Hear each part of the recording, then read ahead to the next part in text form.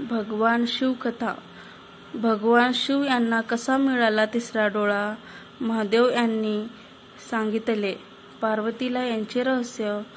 महादेव त्रिनेत्रधारी किंवा त्रिलोचन म्हणून ओळखले जातात. तिसऱ्या डोळ्याने महादेव सर्व काही पाहू शकतो असं म्हटलं जातं. महादेवाला जगाचा पालनहार म्हटले जाते. भोलेनाथाची आराधना करणाऱ्याला भगवान शिव आशीर्वाद देतो म्हणून दयाळू आहे. भोलेनाथांचा आणखी एक रूप आहे, तो म्हणजे रौद्र रूप. भगवान रौद्र रूपात आल्यास तिसरा डोळा सुरू होतो. परंतु तुम्हाला तिसऱ्या डोळ्याचे रहस्य माहीत आहे का? भोलेनाथाच्या तिसऱ्या डोळ्याचे रहस्य जाणून घेऊया. सृष्टीवर संकट येतात तेव्हा अत्याचार वाढतो, विनाश वाढतो, तेव्हा भोलेनाथाचा तिसरा डोळा सुरू होतो. यावेळी भोलेनाथ रौद्र रूपात येतो. यामुळे महादेव त्रिनेत्रधारी किंवा त्रिलोचन म्हणून ओळखला जातो. तिसऱ्या डोळ्याने महादेव सर्व काही पाहू शकतो असं म्हटलं जातं.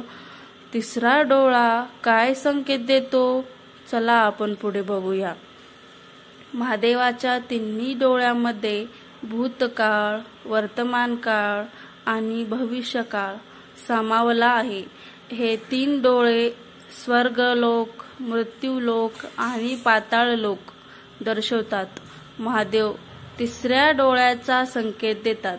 महादेव तिसरा डोळा सुरू करतात तेव्हा नव्या युगाची सुरुवात होते.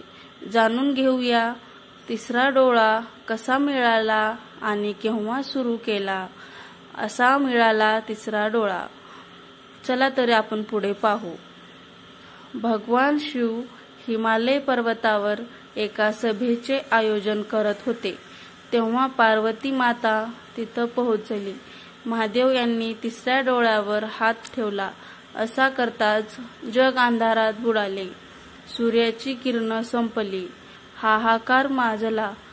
जीव इकडे तिकडे पळू लागले. जग विनाशाकडे जात होते.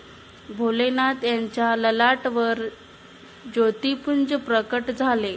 ज्योतिपुंज खुलताच पृथ्वी जैसे ते झाली. माता पार्वतीने विचारले. तेव्हा तिसरा डोळा सुरू झाल्यास पृथ्वीचा विनाश अटक असल्यास महादेव यांनी पार्वतीला सांगितले.